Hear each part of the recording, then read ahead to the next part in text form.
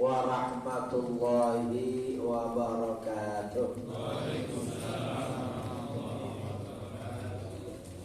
Alhamdulillah, alhamdulillahilladzi akramana bil Qur'an. Allahumma salli wa sallim ala sayyidina wa nabiyyina wa habibina wa syafi'ina wa qurrati a'yunina wa maulana Muhammadin hamili risalatil iman wa ala alihi wa sahbihi al-faizina yawmal qiyamati bidukhulil jinan, amma ba'd. Yang saya hormati para masyayikh, para asatidzah, segenap jamaah, bapak-bapak dan ibu-ibu, mudah-mudahan kita semua senantiasa dilimpah curahkan nikmat, rahmat, keberkahan oleh Allah Subhanahu wa taala. Segala urusan dunia akhirat kita diberikan kemudahan oleh Allah Subhanahu wa taala.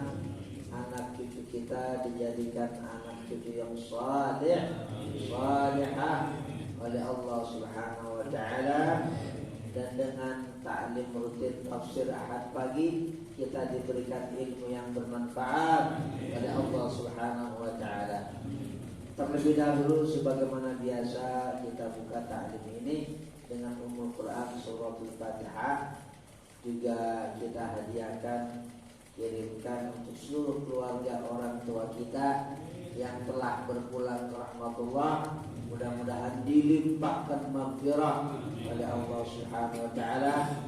Juga khusus juga Fatihah ini kita hadiahkan untuk para syuhada di Palestina, khususnya di jalur Gaza.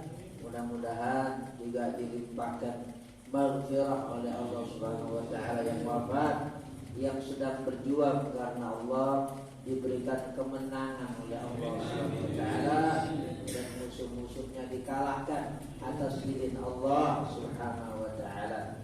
Ala hadhihi niyyah wa ala kulli niyyatin salihah wa ila hadrati sayyidina Muhammadin al-Mustafa Rasulullah sallallahu alaihi wasallam. Al-Fatihah. A'udzu billahi minasy syaithanir rajim. Bismillahirrahmanirrahim. Alhamdulillahi rabbil alamin. Ar-Rahmanir Rahim. Maliki yaumiddin. Iyyaka na'budu wa iyyaka nasta'in. Ihdinas siratal mustaqim.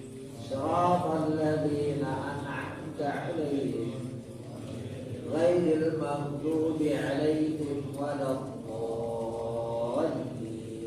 Amin. Kita memasuki ayat ke-111 dalam surah Al-Maidah. Nanti ayat 112 ini ayat di mana nama surah ini dikasih namanya Al-Maidah. Jadi kenapa nama surahnya Al-Maidah? Karena ada penyebutan Al-Maidah dalam ayatnya yang ke-112. Jadi ayat ke-112 adalah alasan kenapa surahnya diberi nama surah Al-Maidah. A'udzu billahi minasy syaithanir rajim. Bismillahirrahmanirrahim. Wa idh awhaytu ilal hawariyina an aminu bi wa bi rasuli. Dan ingatlah tak kala aku mewahyukan kepada kaum hawariyina. Nah, ini ada kata-kata wahyu. wahyu kan diberikan oleh Allah kepada para rasul dan para nabi. Nah, jadi Quran itu menggunakan kata wahyu tidak selalu untuk orang-orang yang diberikan oleh Allah Subhanahu wa taala kedudukan rasul dan kedudukan nabi. Ya. Nah, ini deh. Dan ingatlah tak kala aku mewahyukan.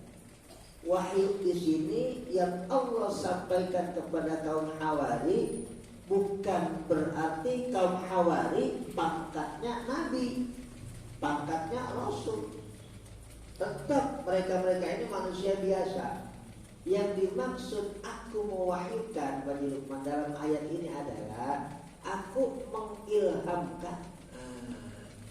Jadi wahyu dalam ayat 111 maksudnya adalah apa? Ilham. Bukan wahyu untuk nabi, bukan wahyu untuk rasul. Jangan manusia lebah aja dalam surah An-Nahl. Di Quran ada surah An-Nahl. Itu bunyinya wa auha rabbuka ilan nahlati. Dan Tuhanmu mewahyukan kepada lebah. Ya? Makanya ada surah An-Nahl. Jadi mewahyukan itu maksudnya mengilhamkan, memberikan ilham. Termasuk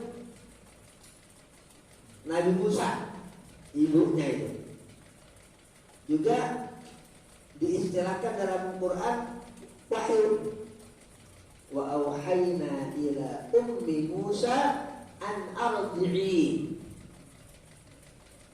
Ingatlah tak kala kami mewahyukan kepada ibunya Musa an ardi'i, itu susuin Musa. Bahasanya apa?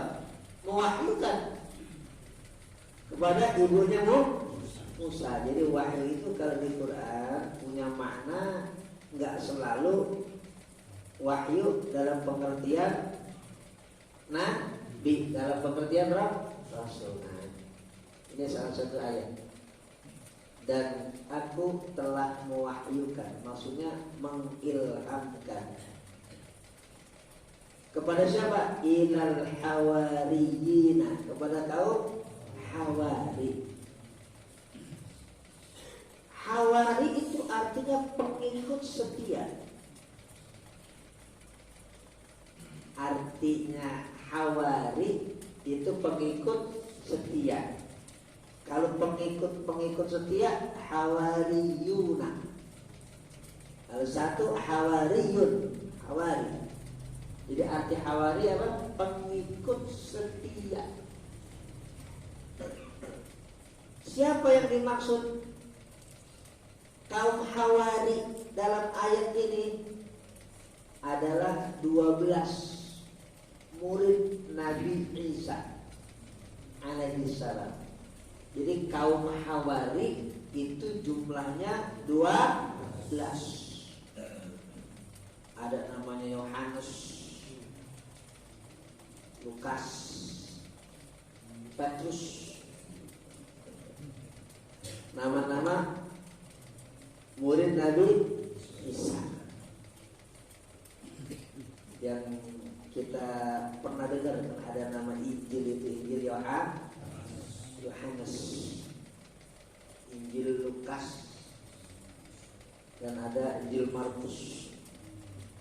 Ada 4 Injil. Itu catatan sebenarnya, catatan wahyu yang pernah diberikan, didiktek oleh Nabi Isa kepada kaum Hawari. Kok beda-beda antara 4 Injil itu? Karena ketika dikejar-kejar itu Nabi Isa, termasuk kaum Hawari, para pengikut Nabi Isa oleh tentara Romawi Timur Bizantium ocar-acir sampai mereka yakin kaum Romawi itu sudah membunuh Nabi Isa, padahal enggak. Nah, ketika dalam pelarian itu mereka menuliskan catatan wahyu yang pernah dulu mereka dengar dari Nabi Isa. Seingatnya, seingatnya. Karena seingatnya, makanya kita baca 4 Injil itu dalam Alkitab, dalam Bible ya beda-beda. Termasuk kisah yang dituliskan dalam 4 Injil itu terkait ajaran Nabi Isa. Belum yang kita yakini ditahrif. Ditahrif itu yang diselewengkan. Nah, Nabi Isa itu bahasa ibunya beda dengan bahasa Injil. Ini kajian ilmiah, bukan karena kita ngomong kita orang Islam, kan? Nabi Isa bahasa ibunya, bahasa ibu itu bahasa utama, dengan bahasa Injilnya beda. Kalau Rasulullah kan bahasa ibunya bahasa Arab, Quran bahasa Arab. Tapi kalau Nabi Isa bahasa ibunya namanya Aramia, bahasa Arab. Bahasa Arab, Aramia. Boleh tanya nama pendeta atau sama pastor. Kalau kata dia itu salah, berarti itu pastor kudu ngaji lagi. Ngaji Injil. Bahasa Arab. Jadi bahasa ibu Nabi Isa bahasa Arab. Nah, ini ada yang unik, bahkan ini sesuatu yang untuk ke depan. Kampungnya Nabi Isa itu ada di Syria, perbatasan antara Palestina dengan Syria. Karena di Yordania, Syria, di atasnya Lebanon, itu berbatasan dengan Palestina. Nah, jamaah juga bisa tahu sebenarnya. Di Google itu, kampung Nabi Isa terkeluar.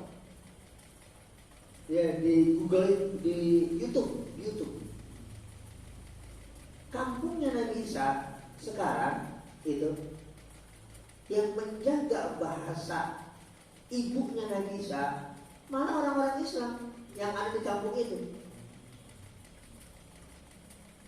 Yang menjaga kampungnya Nabi Isa, tempat Nabi Isa, kampungnya, ama bahasanya, bahasa Arab,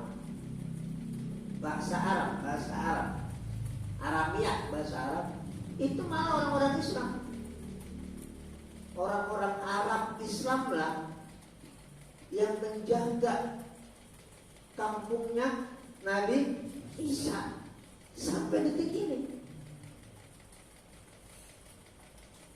Kira-kira Pak Jiganda hikmahnya apa coba? Nah, hikmahnya apa? Nabi Isa kita yakin sebagai umat Nabi Muhammad SAW pasti turun di akhir zaman. Pasti.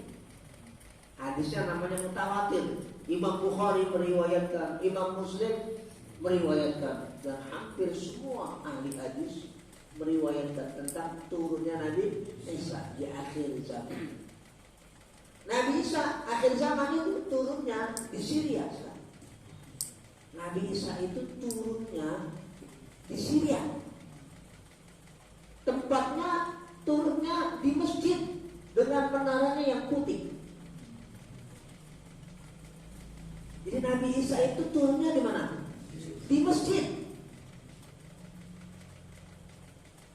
Yang masjid itu menaranya putih. Ini yang ngasih tahu Rasulullah. Saya nyampe dua. Semua hadis ini hadis yang sahih, bahkan mutawatir. Mutawatir itu diriwayatkan oleh sekian banyak sahabat dari sahabat sekian banyak tabi'in, dari tabi'in kesekian banyak tabi'in. Dari tabi'in diriwayatkan kesekian banyak para pakar hadis seperti Imam Bukhari, Muslim, Abu Dawud, Tirmidzi, Nasai, Ibnu Majah, Muwatta Malik, Sunan Darimi, Musnad Imam Ahmad bin Hanbal dan semua pakar hadis. Makanya disebut hadis yang banyak perawinya. Tidak, hadis yang banyak perawinya namanya apa? Mutawatir. Nah, ini wawasan ilmu hadis buat kita. Jadi hadis yang diriwayatkan oleh banyak perawi namanya mutawatir. Dan perawi-perawi itu wah, udah nggak diragukan lagi. Benernya, jujurnya, dan sahabat masa diragukan. Tabi'in masa diragukan. Tabi'in, Imam Bukhari, Imam Muslim, Imam Abu Dawud masa diragukan. Kalau yang meragukan berarti bukan orang Islam. Ya, orang Islam masa meragukan sahabat Rasulullah, berarti bukan orang Islam. Bahasanya iman. Kalau dengan para sahabat itu mutawatir. Jadi turunnya di masjid. Masjidnya dikasih ciri sama Rasulullah SAW, menaranya putih. Turunnya kapan? Subuh. Pas waktu adzan subuh. Jadi kalau ada orang di Bekasi ngaku Nabi Isa, berarti bohong. Kalau turunnya di masjid di Syria dan turunnya waktu subuh, dia ngaku Nabi Isa, jor. Ya, waktu subuh pas azan. Jadi turunnya Nabi Isa itu juga menjadi dalil betapa mulianya sholat subuh. Jadi salah satu dalil kenapa sholat subuh itu begitu agung dan mulia. Nanti akhir zaman turunnya Nabi Isa pada saat sholat subuh. Yang imam umat Nabi Muhammad Sallallahu Alaihi Wasallam namanya Muhammad, bapaknya Abdullah. Namanya Muhammad, bapaknya Abdullah, yang jadi imam, yang kita kenal dengan Imam Mahdi. Jadi Imam Mahdi itu gelar. Kalau namanya Muhammad, ayahnya Abdullah. Itu yang ngomong ya Rasulullah Sallallahu Alaihi Wasallam. Dan dia adalah salah satu keturunan baginda Nabi Muhammad Sallallahu Alaihi Wasallam. Jadi Imam Mahdi itu Habib. Jadi yang gak percaya dengan habaib itu ngeri imannya. Tapi gak ngerti hadis itu. Kalaupun dia katanya kiai, palsu itu berarti. Makanya di Bekasi ceramah diturunin. Orang ada hadisnya. Jadi akhir zaman itu tokoh yang nanti kita sebut Al-Mahdi namanya Muhammad bin Abdullah. Muhammad bin Abdullah itu adalah keturunan Rasulullah SAW. Yang ngasih tahu ya Rasulullah. Jadi nggak akan ketukar. Ada orang namanya Muhammad bin Abdullah, nggak tahu Imam Mahdi, tapi asal dari Tegal misalnya. Ya, atau orang Betawi, atau orang Jawa, atau orang Sunda, atau orang Minang, ya itu berarti palsu. Muhammad bin Abdullah itu keturunan nasabnya bersambung sampai Rasulullah Sallallahu Alaihi Wasallam. Nah, beliaulah yang nanti jadi imam. Makmumnya Nabi Musa. Itu juga ada tandanya, tujuannya. Maksudnya Nabi Isa itu nanti turun ke bumi kagak bawa wahyu baru. Ini kan ngomongin wahyu nih. Kagak bawa ajaran baru. Kagak jadi nabi baru. Dia turun ke bumi ngikutin syariat Nabi Muhammad Sallallahu alaihi wasallam. Makanya Nabi Isa kagak boleh jadi imam sama Allah. Dilarang keras. Nah, kenapa? Kamu ke bumi bukan jadi nabi baru, bawa risalah baru, kamu ngikut kekasih Nabi Muhammad sallallahu alaihi wasallam. Makanya jadi makmum, yang imamnya umat Nabi Muhammad sallallahu alaihi wasallam, namanya Muhammad bin Abdullah. Dan masih panjang lagi. Kita kembali ke sini dulu. Hawari itu murid setia Nabi Isa. Nabi Isa bahasa ibunya apa tadi? Bahasa Arab. Bahasa Arab. Nah, bahasa Injil itu bahasa Ibrani. Bahasa Injil yang diwahyukan oleh Allah Subhanahu wa taala kepada Nabi Isa berbahasa Ibrani. Ibrani lama. Orang Israel sekarang menggunakan bahasa Ibrani modern. Sekarang bahasa Ibrani yang dipakai di Israel itu bahasa Ibrani modern. Kalau bahasa Ibrani, kitab Injil yang diwahyukan oleh Allah kepada Nabi Isa, bahasa Ibrani lama. Bahasa Arab doang yang gak mengenal lama sama baru. Arab zaman Rasulullah, Arab zaman sekarang, ya dia juga Arab. Itu salah satu keistimewaan, kemuliaan, keagungan Al-Qur'an yang menggunakan bahasa Arab. Gitu Pak. Bahasa kitab suci sama bahasa ibu beda. Bahasa ibu mah Arab, bahasa kitab suci mah Ibrani. Nah, tadi kenapa ada kampung sampai sekarang itu yang menggunakan dan menjaga melestarikan bahasa Arab, bahasa Isa? Sebab nanti kalau Nabi Isa turun, tetap Nabi Isa menggunakan bahasa ibunya, bahasa Arab. Lah kalau kagak ada yang ngerti, ngomong bahasa apa? Ayo, ini luar biasa. Jadi bukan orang-orang Nasrani yang menyambut kedatangan Nabi Isa dan kemudian bisa ngomong bahasa Nabi Isa, ngerti bahasa ibu Nabi Isa. Justru orang-orang Islam. Kenapa? Nanti kan ngajak sholat bareng-bareng di mana? Habis itu gak mau ngopi, gak mau. Nah kalau ngopi ngobrol, dia ngerti bahasa, gak ngerti, dia gak ngerti. Ngomong apaan? Belajar bahasa Arab dulu dong? Enggak.